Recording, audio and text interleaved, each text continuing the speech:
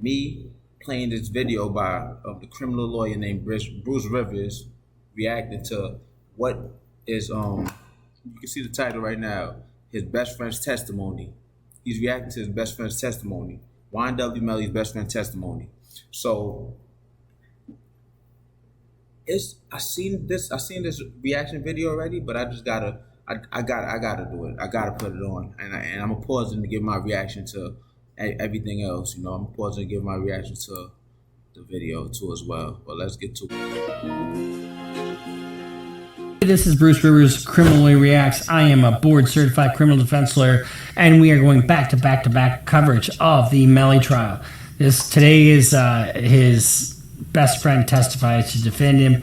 Well, and I haven't seen this, so we'll see what it is. Now, when Cortland arrived, Melly was already there at the house. I gotta rewind it because it's more clear now. Is that reasonable doubt? All right. So, if you're looking at the case now, you know,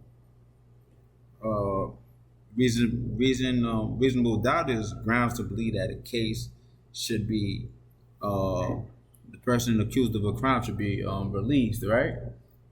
So, here what he said. He said when Cortland Henry arrived at the crib, YNW Melly was already there. So how could YNW Melly be at two places at one time? Is what he's trying to say.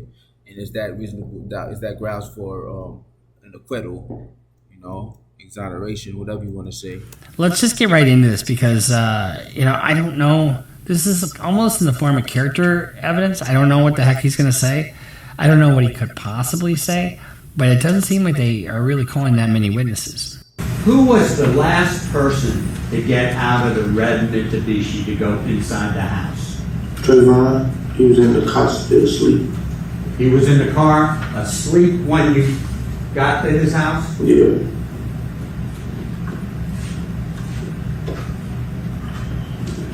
Did you see where Melly went?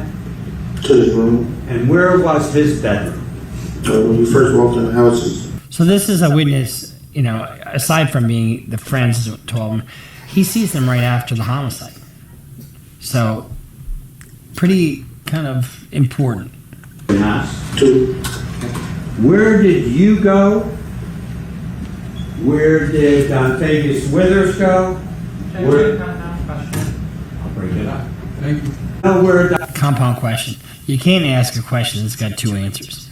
So, where did you go after you put on the hat and you went to the store? And, when you have a bunch of different things in the question, you can't ask it that way. Fabius Withers went? To his room upstairs. Do you know where Trevon Glass went? To the room upstairs. Do you know where Jacoby Mills went? He slept on me. So the four of you went upstairs, Yeah. correct? And this young man went into his bedroom. Yes. Where did this young man go? So she just objected to objection leading. She probably could have let it go. But leading questions are, isn't it true that he went upstairs, as opposed to where did he go? So the witness has got to come up with the answer as opposed to yes or no. How many people went upstairs to go to sleep? 3. And you? Yeah. I'm looking at his body language and it looks sincere. It looks like he's not nervous, he's not jittery or nothing, because the last person I seen on the stand, he was like he did all that those kind of stuff, but he was jittery on the stand. So I was like, he answer questions clearly, but every question that he's answering is very clear. He look like he's he's being honest, but man, he could be a trained actor. That would be Me, Jacoby, Melly. Well, no, Melly was downstairs in his room. Me, Jacoby, Fetty, and Tay. So 4 of us. okay. And Melly went to his bedroom? Yes. Did there come a time in the early morning hours that you were woken up and heard some distressing news? Now, this is critical because this is right during the time in question. And the jury on this one is probably on the edge of their seat. Yes. What did you hear? The second Julie was shot. When you heard that, did you see Melly in the house? Yes. See, now I'm just pause it right there. All right. When he heard that, was Melly there? Melly was there when he heard that second Julie got shot, right? Did you see Melly how he was dressed in the house? Yes. What was he wearing? Shorts and a t-shirt, I think. Okay.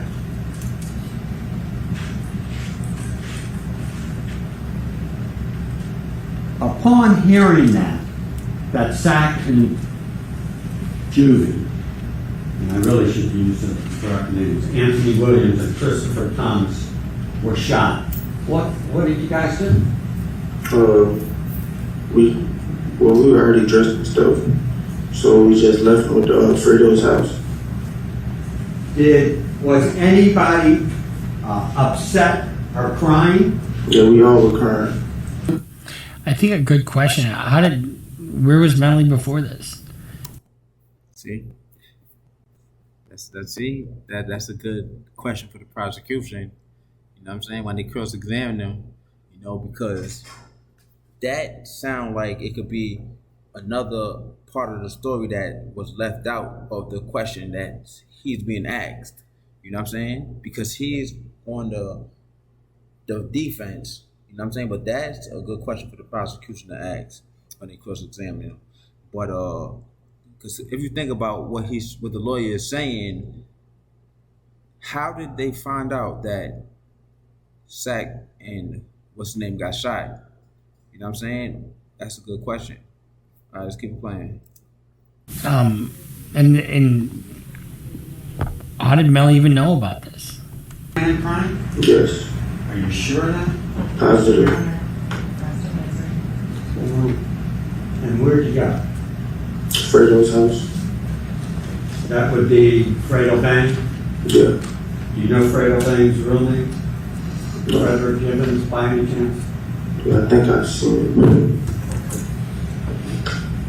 Did there come a time after you got to the house of Fredo Bang that Cortland Henry showed up? Yes. Did Cortland Henry All right, I'm thinking, right? All right. tell you all what happened? Yeah, he said it was a drive-by. All right. Did Cortland Henry tell you what happened? Now, you remember that the state's already played his statement. So if he comes in and says it's a drive-by, not Mr. Davis, but Mr. Henry, and he says, well, he told us it was a drive-by, is it hearsay? Hearsay is a statement other than the declarant offered for the truth of the matter asserted. That's what hearsay. And hearsay is inadmissible unless there's a certain exception. One could argue that they're not offering it for its truth. When Cortland Henry arrived at Fredo Bang's house, was Melly there? Yes. Now, when Cortland arrived, Melly was already there at the house. Is that reasonable doubt? Man, look, man. A lot of holes could be punched into it, man. Because if we look at this from a perspective of this, where Melly is situated and where he is situated, and him and his three friends are situated, is a different location. So Melly's downstairs, right? Melly's downstairs, and 4 people are upstairs. So Melly could go inside, take a shower, clean up, and then be like, damn, blah blah blah, blah blah blah got shot. That's why what he's saying in the beginning, what the lawyer is saying in the beginning, where was Melly before this? You know what I'm saying? Well, you know, how did he find out? That's important. You know what I'm saying? That's very important because but again, we're gonna go deeper into this and we're gonna understand why I feel this is a big W for the defense, man. Big W. Did you eventually leave that house? Yes. Approximately what time did you leave that house? I really don't remember. Where'd you go? Back to Jamel's house. Who went with you? Me, Trayvon, Jacoby, and Fetty. By the way, when you first learned that Anthony Williams and Christopher Thomas were shot at the house with Melly, did anyone get on their phone? Yeah. Did anyone have any problem locating their phone? Yes. Who was that? Jamel. Oh, now he can't find his phone. Somebody else texted, I did that. Yeah. That's a good argument, you know what I'm saying? But again, those are questions being asked by the defense, you know. But yeah, man, that's reason to believe right there, man. Cast reasonable doubt, you know. But keep it going, man. But Curiouser and curiouser. When I backed up for a minute, you were telling the jury that you went back to Melly's house. Mm-hmm. You got an answer, yes or no? She Oh, yes. She can't shake down. Shake your head. How'd you get in? The door was unlocked. Oh, now its door's unlocked to Millie's house. So, having trouble finding his phone. He's not with Bortland Henry, and his door's unlocked. Were you aware whether or not Melly had a contractual agreement to do a video shoot that day? Yeah, it was something like that. I know he probably would have lost a lot of money if he didn't go to the music video. He was upset. Was Melly crying at Frito Bank's house? Yes. Were you crying? Yes. Because you all grew up together. Mm-hmm. Yes. Yeah. Did you, in fact, tell this what happened on October 25th and 26th to this particular prosecutor? paused it right there. Look, he said yes. Yes. Meaning, Bruce was about to get on him. I told him all this, but they didn't call me as a witness. See, look at that. That's crazy. That's crazy. What are they hiding? Were any of us, any of the lawyers present? Objection, relevance. Sustained. When you try a lot of cases, you can kind of see how things are going to go. Did you tell the prosecutor when you spoke to the prosecutor? Were you under oath, Yes. sworn to tell the truth? Yes. Are you 100% sure? Objection, asked and answered. She's got to let him get the fucking question out. That Melly got into the red Mitsubishi to go home? Yes. Are you 100% sure that this young man learned of the shooting of his friends at the exact same time you learned of it. Yes. That's an alibi witness. So yeah. So him saying he's 100% sure that Melly was with him at the time that they heard of the situation was, he's 100% sure of that. So he just asked him two questions that, if believed, could exonerate him. So that's one of the reasons why I think they're not putting on a big dog and pony show. And that was at the house. Yes. Are you 100% sure that when people were getting on the phone, that this young man was looking for his phone to call people? Yes. Nothing further, Your Honor. Let's sum up Mr. Davis's test. Look, man. Listen. Okay, it's crazy.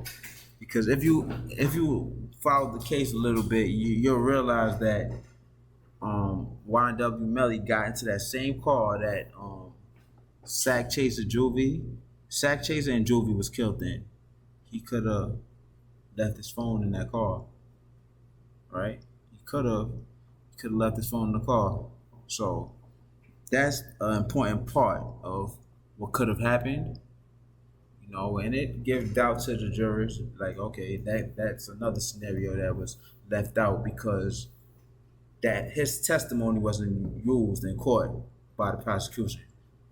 Testimony. I mean, he testified about a lot of stuff, right? Just how he knew everybody and he's their friend. He testified about three key factors. One, that Melly got into the red car, not the other one. That Melly was home when he found out about the death of his two buddies.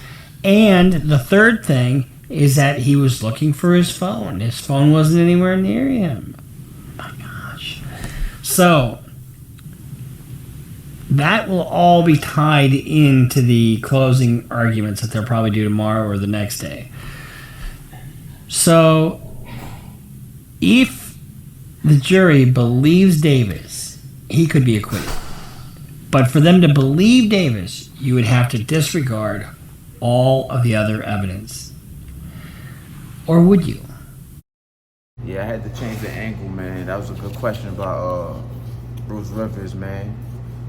His question basically, he knows the answer to the question. He's trying to act like he don't know the answer to the question. But he said, but for them to believe Davis, you have to disregard all of the other evidence in the trial. So, and then he said, or would you? I believe that you don't have to disregard all of the evidence in the trial, but you have to disregard all the evidence that accuses YNW Melly of committing the murder. Certain evidence that could be kept to convict somebody else. You know what I'm saying? Like, for example, they talk about trajectory, like where the bullets, where the shooter was when both of the individuals got killed. You can still use that. You just can't put Melly into the equation. They spoke about it was a stage drive-by because the way the insertion of the bullet and how it went into the vehicle was not the insertion of a drive-by, because the insertion of the bullet into the door would be more stretched out. You know what I'm saying? So certain things like that you could use into the trials. Not trial. Certain things like that you could use, but for a different trial. That's my take on it. Y'all already know, man. Just had to put my opinion out there because he asked. I feel like he was asking me, to be honest with you. I ain't even gonna lie. I feel like he was asking me. Tell us what you think in the comments. I'm Bruce Rivers, board certified criminal defense lawyer with our content genius, Michael Rivers. Make sure you subscribe, follow us on Instagram, follow us on Twitter, sign up for Patreon, and we'll see you next time here on Criminal Lawyer Reacts. And if you look at YNW Melly sitting in trial, you'll see that he laughs a lot. He's doing a lot of laughing, and this is just my opinion. But what I believe is more that the prosecution is really trying to place him at the scene, but they're stretching.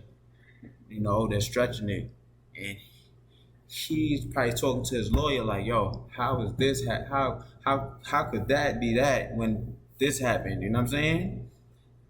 based off of what I've seen on his best friend's testimony.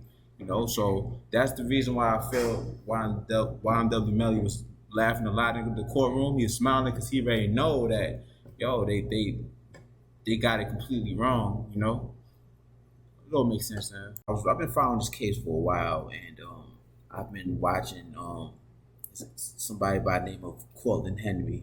He was the driver of the the car that two of his friends died in. I believe it's Sack Chase and Juvie. You know what I mean? Both of them died in that car. Um, so he went to the hospital after this scenario, I believe, and was talking to the homicide detectives. So I was confused by that. You know, I was thinking of making a video or reacting to the Cortland Henry testimony he gave in the in the hospital, but I said, nah, I ain't gonna do it because I didn't like it, to be honest, because I didn't understand it. You know what I'm saying? If I'm a driver and I'm in the car with two of my friends and both of them died, and I'm the only one present, it's gonna be, you know, I ain't trying to. I don't know what I'm gonna do. You know what I'm saying? I don't believe I'm gonna be in the hospital talking to the homicide detectives about the situation. You know, unless this really did occur. You know, if it really did occur and that's what you got to get off your chest, then it makes sense now. I seen Portland Henry, and he was talking to the detectives, homicide detectives, and explaining everything. I was like, damn, it threw me off because at the end of the day, I wasn't expecting that. Like, if something happens and somebody dies and they're in a car or whatever the case may be, and you just he was talking so freely and loosely.